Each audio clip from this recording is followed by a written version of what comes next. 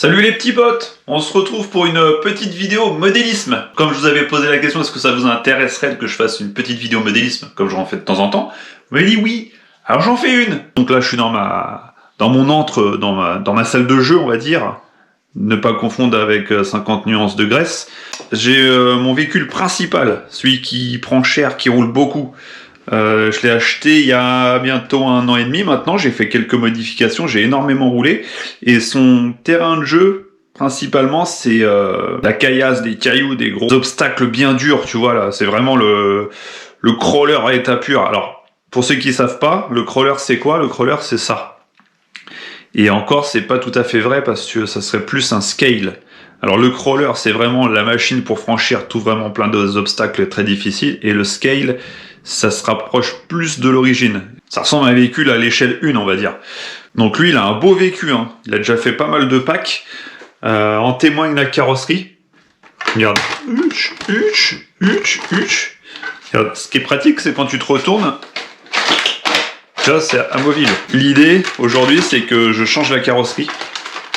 Parce qu'elle a fait son temps, comme tu peux le voir. Il en a fait des chutes, hein. Mais quand même très très solide. L'avantage de la carrosserie en Lexan, c'est un plastique qui est assez résistant, quand même peu cassant, et qui est transparent à la base, qu'il faut peindre par l'intérieur.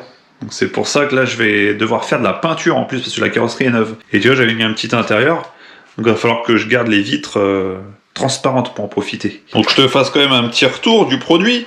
Donc ça, je l'ai acheté avec la carrosserie prêt à rouler sur Conrad. C'était à l'époque 189 €, tout complet. Donc ça, c'était vraiment pas cher, c'était bien. C'est une copie conforme d'un modèle assez connu américain, Axial. Qu'est-ce que j'ai rajouté? Moi, j'ai rajouté l'habitacle, les passages de roue que mon pote Seb m'a fait en impression 3D. Je l'ai upgradé après en mettant un servo 25 kg étanche. Je suis passé en lipo. Lipo, c'est la même batterie que pour les téléphones portables.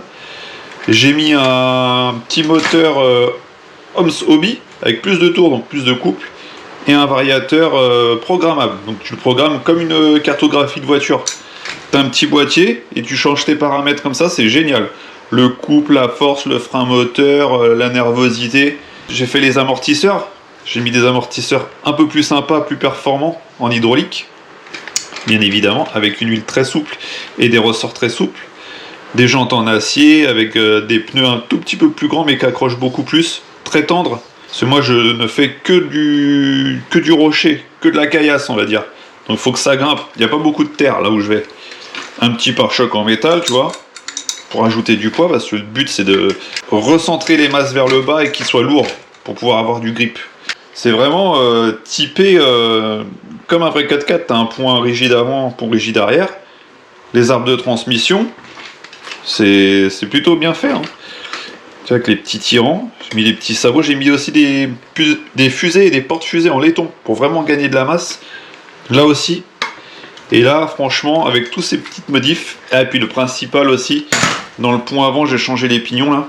J'ai mis des pignons pour que les roues avant tournent plus vite que les roues arrière. Ça s'appelle un overdrive là-dessus.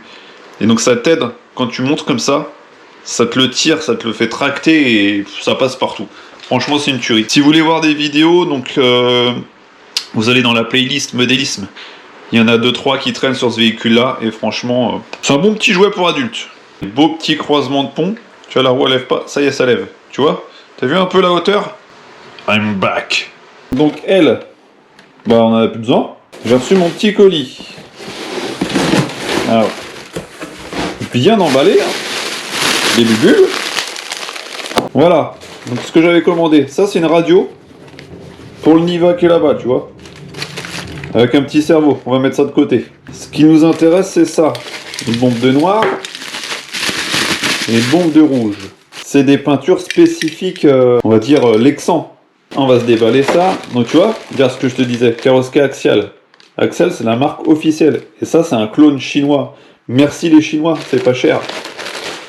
Alors, qu'est-ce qu'on a de beau? Bah, la planche de stickers, forcément.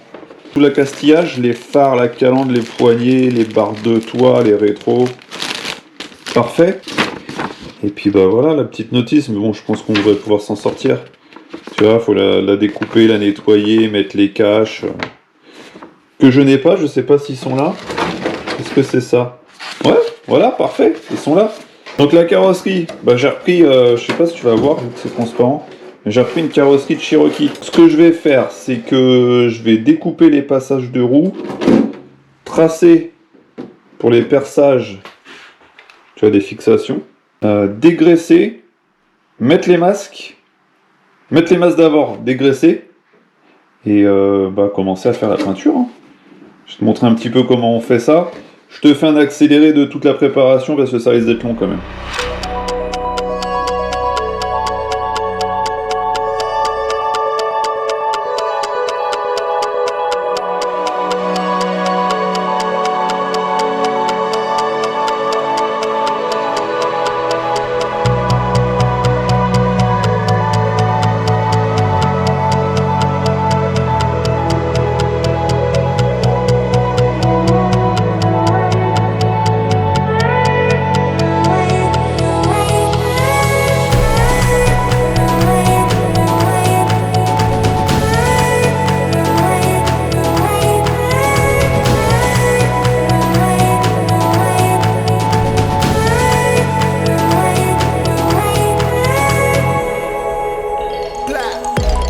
Bon les petits potes, je suis remonté de niveau, là je suis dans le garage, je suis plus à la cave.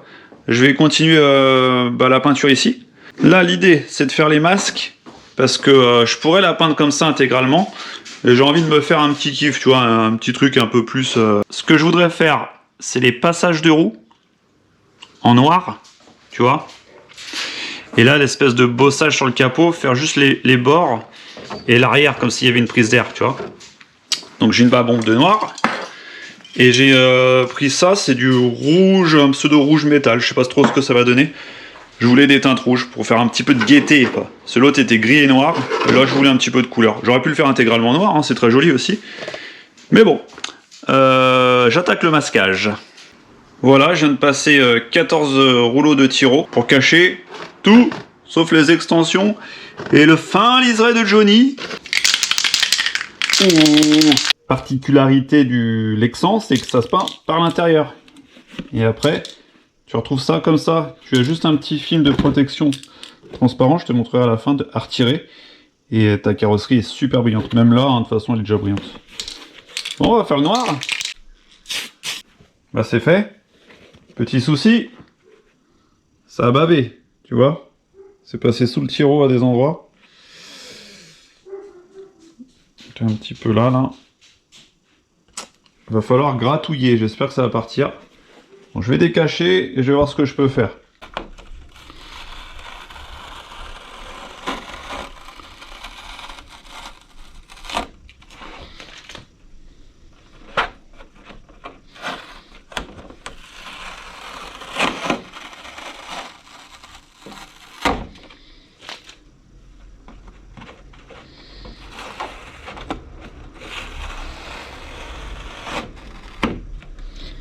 Ah, ça a bien bavé quand même. Hein.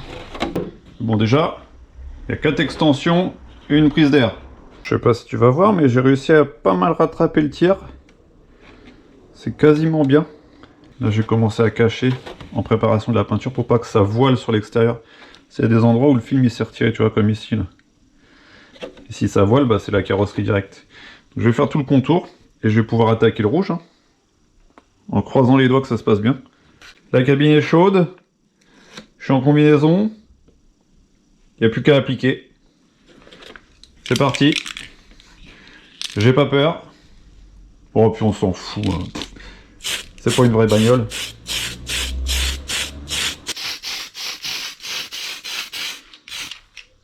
Voilà. La dernière couche est posée. Je vais laisser ça sécher gentiment. Après, je vais décacher. Non, peut-être pas. Je sais pas si je mets pas un petit fond de noir pour faire ressortir un petit peu le côté rouge métal. Blanc, ça va faire trop clair après, ça va le faire trop péter. Et moi, je veux pas, je veux que ça se rapproche vraiment d'une couleur à l'ancienne comme on trouvait sur les Cherokee. Donc peut-être un petit coup de noir, je sais pas. Je vais voir. Je vais attendre que ça sèche, je vais essayer de voir au niveau transparence ce que ça donne. Et je mettrai un coup de noir ou de blanc. Mais je laisse sécher déjà gentiment. Déjà, tu peux regarder comme quoi c'est bien métallisé. Oh, c'est impeccable, hein. Dès que tu fais une peinture en cabine, le résultat est tout de suite là. Hein. Au final, j'ai mis un fond noir Donc faut savoir que quand vous faites une peinture comme ça, peinte par l'intérieur, le fond est très important. C'est là juste le fait d'avoir mis le noir, le rouge est beaucoup moins pétant. Par contre si tu mets du blanc, là ça va faire un rouge vif. Donc c'est bien pour les buggy, mais moi c'est pas ce que je recherchais. Là, je cherchais vraiment à faire un truc un peu style années 80, tu vois. Je vais tout décacher et poser les autocollants, les accessoires, et puis on va voir ce que ça donne. Oh, ce métallisé, ça va être magnifique. 9. Bon, ça y est, j'ai terminé. T'es prêt ou t'es pas prêt? Moi, c'est ce que je voulais, donc je suis plutôt satisfait. J'ai même fait une petite option supplémentaire, je vais te montrer ça. T'es prêt? T'es prêt? Polon. Voilà tout à fait la teinte que je voulais. Il est vraiment pas mal. Tu vois ce brillant, ce rouge métal pas trop pétant. Moi, j'aime beaucoup. Tu vois, j'ai fait même les vitres teintées à l'arrière. Là, on le voit légèrement, lui. Pas trop. Là, il y a un vieux reflet. Ah, là, on le voit un peu là. Ah, franchement, je suis content. J'ai même mis des petits trucs orange pour les clignotants là. Donc t'as vu les petits autocollants Jeep, mes petites bandes noires là, ça fait plutôt pas mal. Les petites grilles là, j'ai mis genre les grilles d'aération pour le turbo compresseur. Cherokee Sport, le petit Magnaflow pour l'échappement, 4x4, la Jeep, 4 litres, 4x4, Eaton pour le compresseur, avec la petite plaque californienne vintage. Young Timer, comme dirait notre ami Chris. Voilà. Et ça, je me suis permis de mettre des petites barres de toit. Normalement, ça y est pas. C'est des marchepieds en fait, qui sont fournis avec le kit carrosserie. Et moi, j'ai pas mis les marchepieds, j'ai déjà les miens. Ça sert à rien. Donc je les ai coupés, j'en ai fait des barres de toit. Voilà. Là, il y avait écrit Axial, j'ai viré. J'ai mis un petit BF Goodrich. J'aime beaucoup les petits rétros, les poignées, tu vois. Franchement, je le trouve nickel. Style scale, typé origine, tu vois, ça fait pas trop buggy. Et puis voilà, bon, c'est pas de la carrosserie ABS, c'est du Lexan. Mais je préfère, c'est plus léger pour les dévers. Tu vois, la souplesse de ces suspensions. Magnifique. Bon voilà les petits potes. Donc une petite vidéo qui change, modélisme. Tu vois, et puis je vais les faire rouler ça, et puis la prochaine fois, je pense que je vous présenterai le petit Niva qui est en bas, là, qui attend aussi, qui a jamais roulé, qu'il faut que je mette l'électronique dedans, et puis après aller roder, hein, on va dire. Voilà. Allez, au revoir!